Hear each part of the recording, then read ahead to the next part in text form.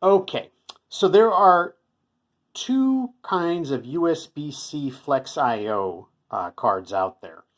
This one is the 3TK78AA, and this is the 3TK79AA.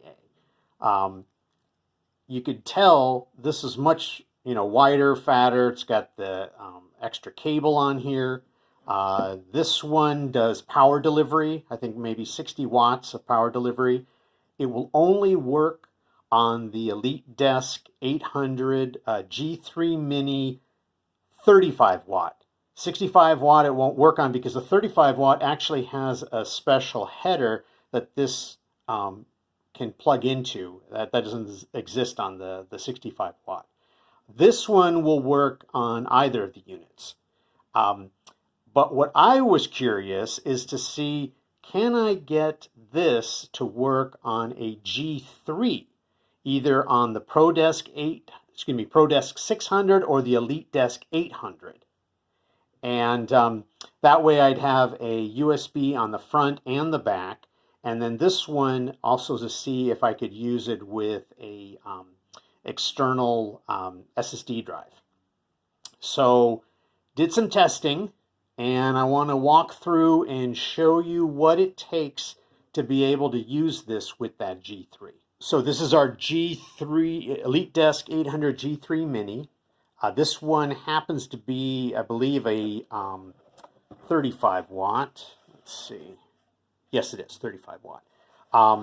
I can't imagine it would be any different with the 65 watt because it has to do more with getting the unit to be able to, the Flex IO to be able to fit in here. The steps that I'm going through will also work with the ProDesk 600. I tried the ProDesk 400, couldn't get it to work. Now the ProDesk 400, if you might remember, it has the traditional thumb screw, not this slider latch on the side here. I don't know if it's because the ProDesk 400 already has a serial port. I'll have to do some more testing later and see if there's something else that might make it to work. But let's focus on this now. So, a couple things. For this to work, we're going to have to get rid of this latch in order to be able to fit this USB-C in there, mainly because this is a much larger sort of face than the traditional, like the display port. Some folks might go, oh, wait, that's great. I don't have to use this latch anymore. I can just slide it off, don't have to deal with it. So, for those that really like this latch, unfortunately, you won't be able to do the USB-C. So we got to do the both. So in order to be able to fit it in there. So let's open it up first.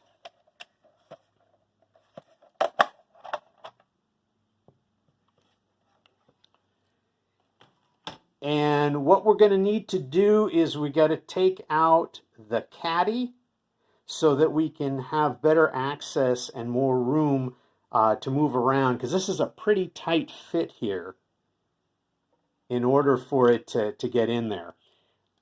Also, once we remove this, I'll show you what you need to do to be able to remove this latch.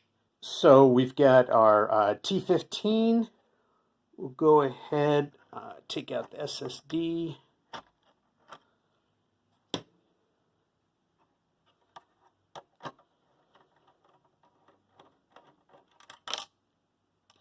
Remove the SATA.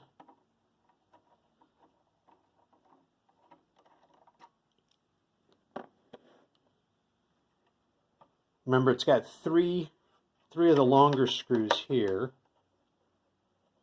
And again, if you are on the 65 watt, you do the same thing. You want to take out the caddy.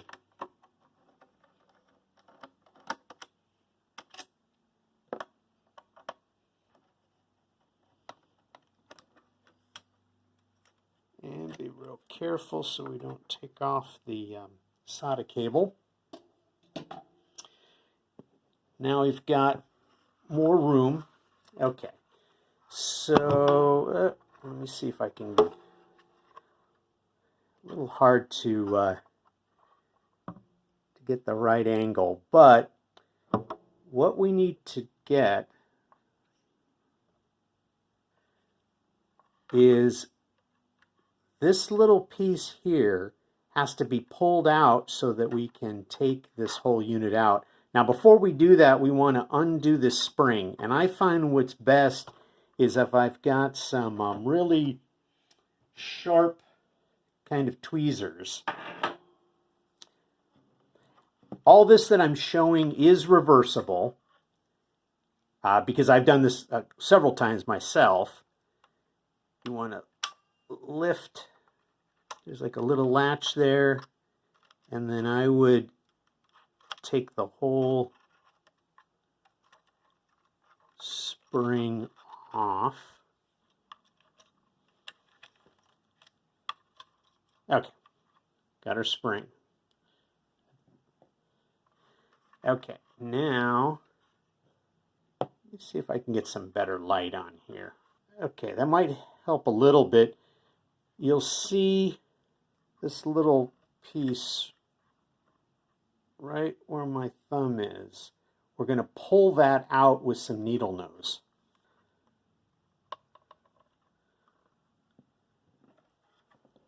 Kind of hold it on one end. Okay. So now we can push this through. Sometimes what you'll have to do is there's a little, let's get some light again. See this little at the end, little latch? Sometimes you have to push that down a little bit so that it can get through the hole. So I'm going to take it from this end, move it all the way to one end while I push down.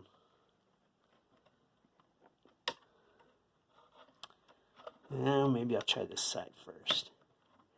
Oh, okay, that works better. So maybe try this end first. I've done this several times. Each one just have to be gentle so that you don't break anything. Okay. So these are the three that go into it. So I would save these off, put them in a bag or something so that way later on, if you decide to reverse the process and get rid of the USB-C. So now we have a lot of extra space, and I'll show you once we get it in why we had to do that. So we got to take out whatever is currently in there. That's going to be Phillips.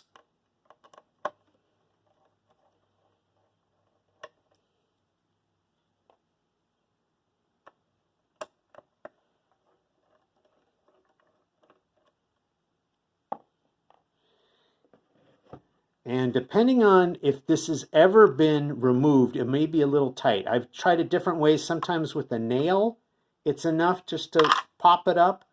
If that won't work, then I would get your spudger and try to use that to just lightly jiggle it so that you can pop it out. Okay, so here's this one.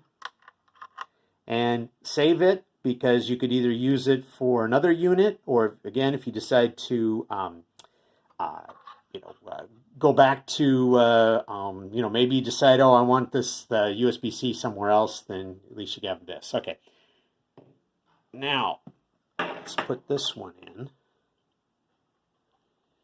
And it is, because of the size, it is a little tight. So we want to kind of,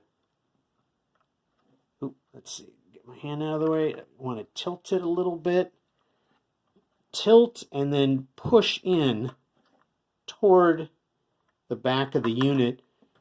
So if we're seeing here, the screws are getting pretty close and aligned. So once we get it close enough, we should be able to push down. All right, if it's not going, then I would look on the other side.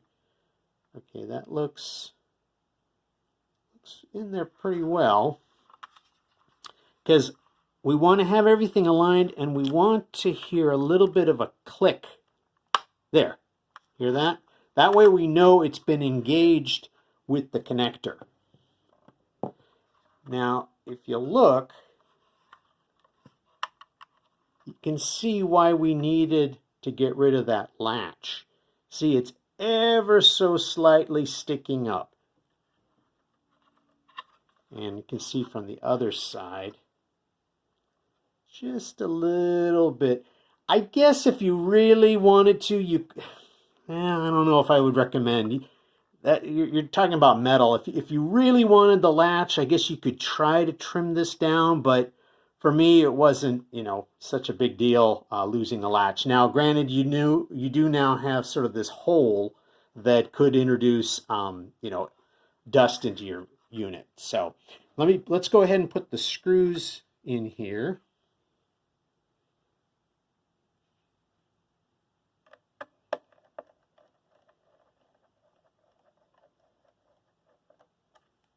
Okay, now we can put our caddy back in.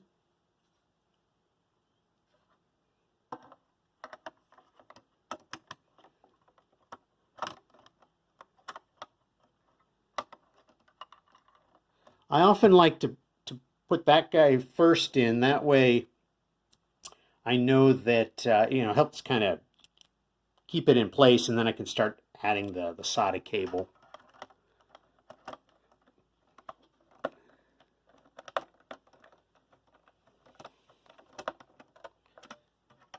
All right, let's put the SATA.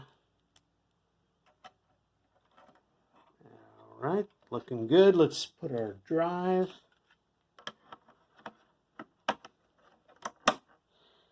And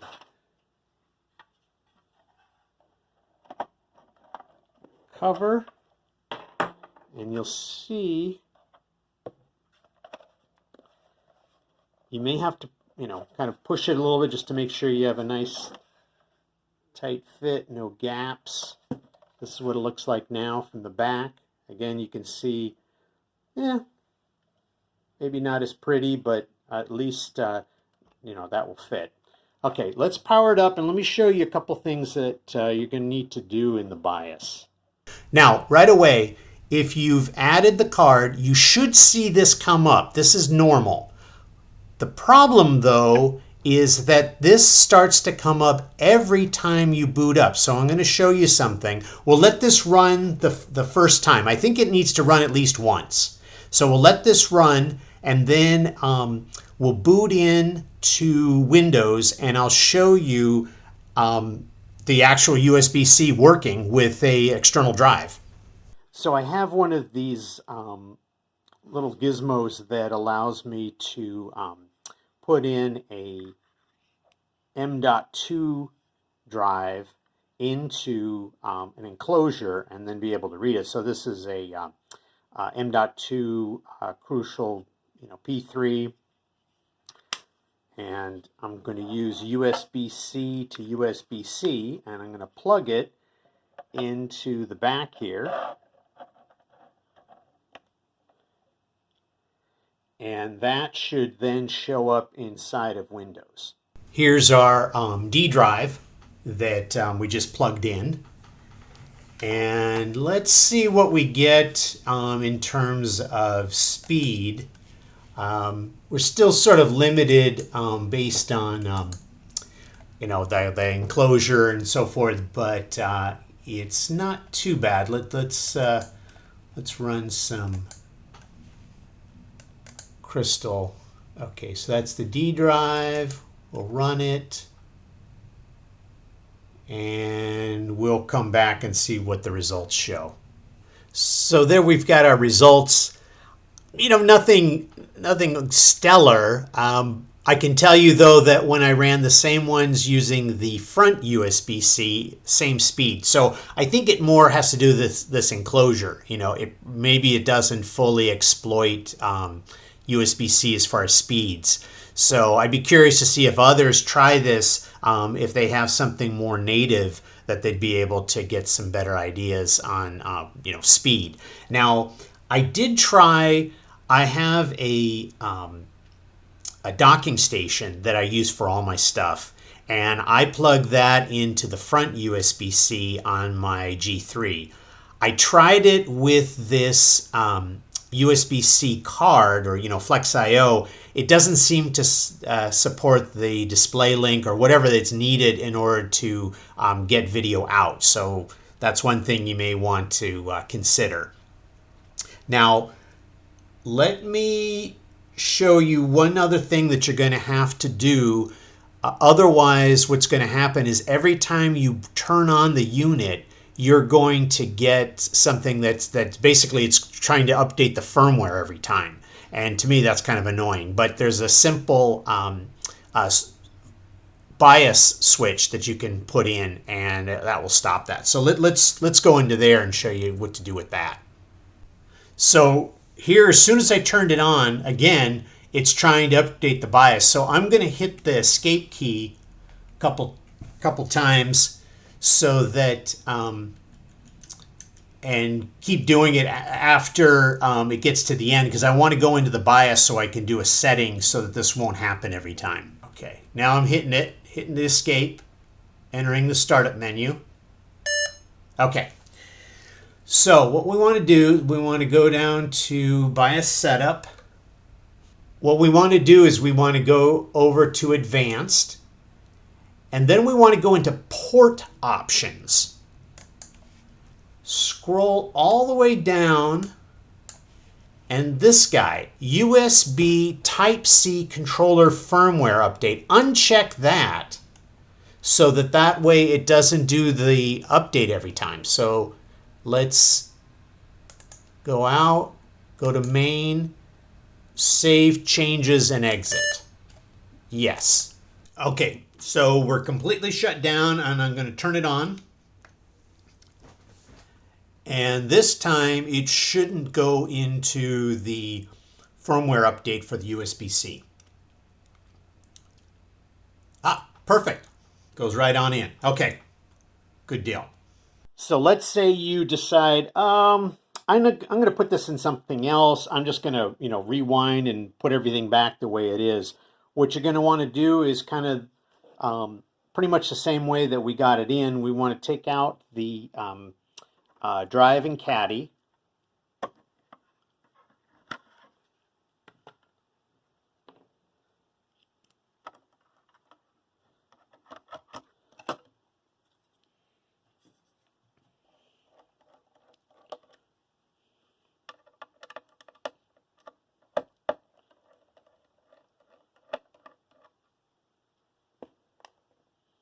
Okay, same thing. Pop this out. Okay, now before you put in or put back in your old Flex IO, we need to resurrect the latch. And I can tell you the most difficult part of it is putting the spring back on. So first we want to stick the latch, slide it into there, okay? Make sure it looks like this as far as orientation. That little, release should be on the right-hand side. We want to take this piece, we want to make sure that it's vertical. And what has to happen is it's got to snap.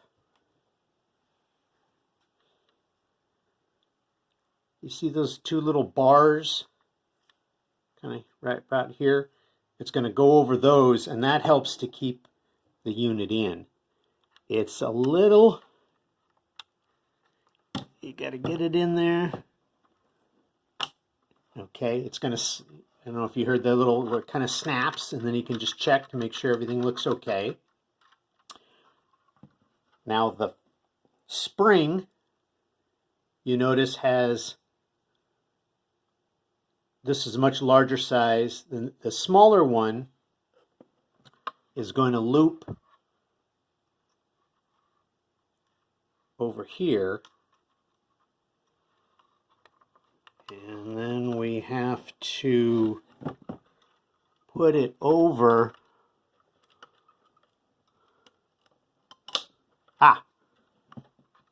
Nope, didn't get it. Okay. Sometimes you need to, you could try using tweezers to get it over. But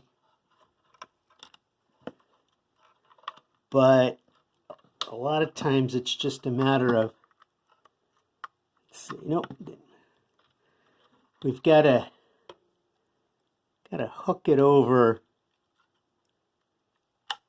there. That go in? Yep, there it goes. See? Hooked over right here. And then we can kind of test it. Looks good. Now we can go ahead, take our old Flex.io,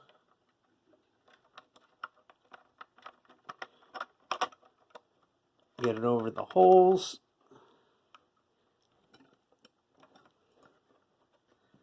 Make sure it's seated in here pretty even. And once it feels like it's over the holes, get a nice pop snap, and then we can stick it, put it back on. And then we would put the Caddy drive back in. And people again might ask, well, why can't I use this other one in here? Well, you can see here, the holes might line up, but you've got this giant, you got the heat sink, you got this other screw post right here that's in the way, so it's not going to work. All right, I'll include information in the comments, some links about, some places that might be selling the compatible Flex.io for you there.